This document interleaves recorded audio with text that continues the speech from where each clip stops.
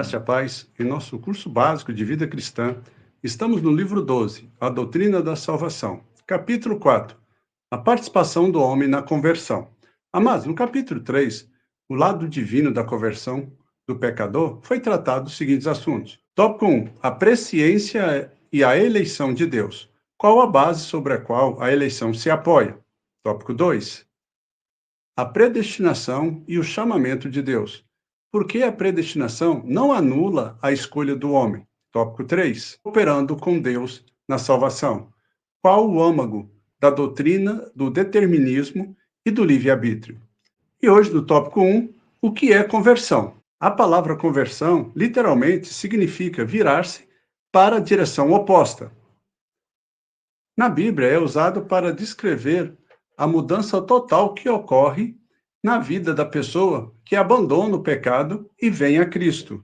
Em 1 Tessalonicenses, capítulo 1, verso 9, diz: deixando os ídolos, vos converteste a Deus, para servirdes o Deus vivo e verdadeiro.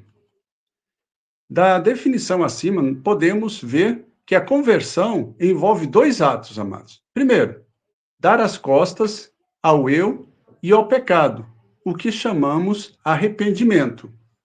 Observemos algumas das coisas que uma pessoa precisa abandonar para seguir a Cristo como seu Salvador. Em Atos, no capítulo 26, versículo 18, diz: e convertê-los das trevas para a luz, e da potestade de Satanás para Deus, a fim de que recebam eles remissão de pecados. Segundo, a conversão é a pessoa crer em Deus, voltando-se para Ele e abraçando a vida eterna. E você encontra isso lá em Atos, no capítulo 26, versículo 30. Se a pessoa não chegar a Deus, amados, a conversão é incompleta.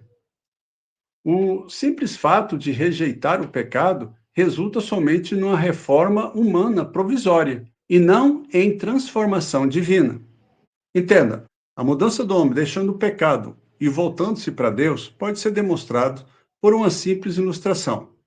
Imagine um homem andando pelo caminho que leva à destruição inevitável, causado pelo pecado e condenação. Quando ele é avisado do que vai lhe ocorrer em breve, ele reconhece o seu erro e vira-se para a direção oposta, em busca da justiça e da salvação. Assim, o homem é salvo não somente porque deixou os seus pecados, mas porque se voltou para Cristo. Enquanto seus olhos permanecerem fixos na obra redentora de Cristo, ele não se desviará. Em Isaías, no capítulo 45, versículo 22, diz: olhai para mim e sede salvos, vós, todos os termos da terra, porque eu sou Deus e não há outro. Amados, encontramos também no Salmo 119, versículos 59 e 60, um resumo dos processos de conversão. Lá diz: considero os meus caminhos e volto os meus passos para os teus testemunhos. Apresso-me, não me detenho em guardar os teus mandamentos. Estes 3 versículos descrevem 3 passos da conversão. O primeiro corresponde ao arrependimento. O salmista diz que considerou seus caminhos. Isso implica que ele percebeu que era pecador e que necessitava de um Salvador. Aborrecendo seu pecaminoso modo de viver, ele decide mudar. Observe, amados, que a mudança não é para uma filosofia de vida ou uma religião, mas para uma revelação de Deus, conforme a temos nas Escrituras. Em outras palavras, ele declara sua fé em Deus. Amém? O passo final é apresentar-me em aplicar a sua experiência de conversão à sua vida cotidiana. Não foi decisão por um momento, esquecido logo depois, mas uma mudança radical na sua vida, demonstrada e reforçada pela escolha que fez. Assim, amados, observe, os mesmos 3 passos se encontram na história do filho pródigo. A conversão do pródigo começou quando ele percebeu a sua condição essa pecaminosa, e a sua necessidade do Pai. Este foi o primeiro passo da sua conversão. Então, caindo em si, disse: Quantos trabalhadores de meu pai têm pão com fartura, e eu aqui morro de fome? O segundo passo foi sua decisão de retornar a seu pai. Está lá em Lucas, capítulo 15, versículo 18 e 19. Levantar-me-ei e irei ter com meu pai. E lhe direi: Pai, pequei contra o céu e diante de ti. Já não sou digno de ser chamado teu filho. Trata-me como um dos teus trabalhadores. O último passo foi o de agir, com um coração arrependido e com fé.